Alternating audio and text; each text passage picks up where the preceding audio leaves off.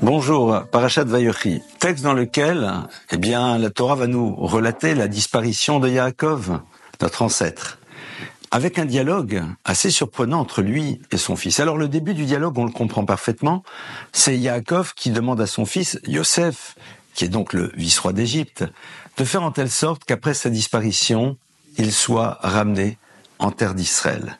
En effet, Yaakov ne veut pas se retrouver en Égypte pour de multiples raisons, et il sera ramené par Yosef en terre d'Israël.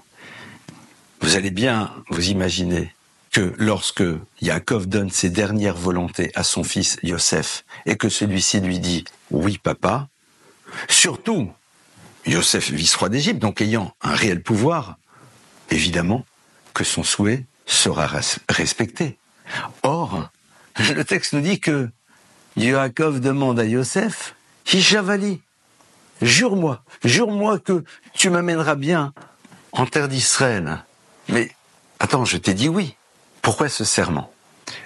Évidemment que Yaakov a totalement confiance dans son fils. Seulement, il sait que celui-ci pourrait être peut-être, pardonnez-moi, soumis à des pressions extérieures. Car en effet, Yaakov incarne beaucoup de choses pour l'Égypte puisqu'il amenait la bénédiction en arrivant en Égypte. Ne l'oublions pas. Et peut-être qu'il y aura pression de la rue, peut-être pas à cette époque, mais en tout cas du pharaon, des autorités. Et donc, Yosef pourra-t-il résister à cette pression? Par contre, si Yosef dit au pharaon, écoutez, ça aurait été avec plaisir, mais j'ai fait un serment à mon père, je ne peux pas me dédire de ce serment, ça en effet, pharaon pourra l'entendre.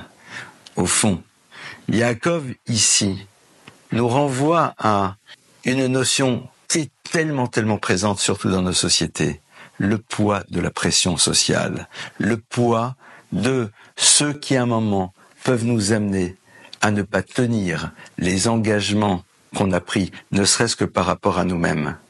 Et donc, il dit en l'occurrence, Yaakov, à son fils, Yosef, jure-moi, car avec cela, tu pourras avoir l'argument qui te permettra de faire ce que je t'ai demandé.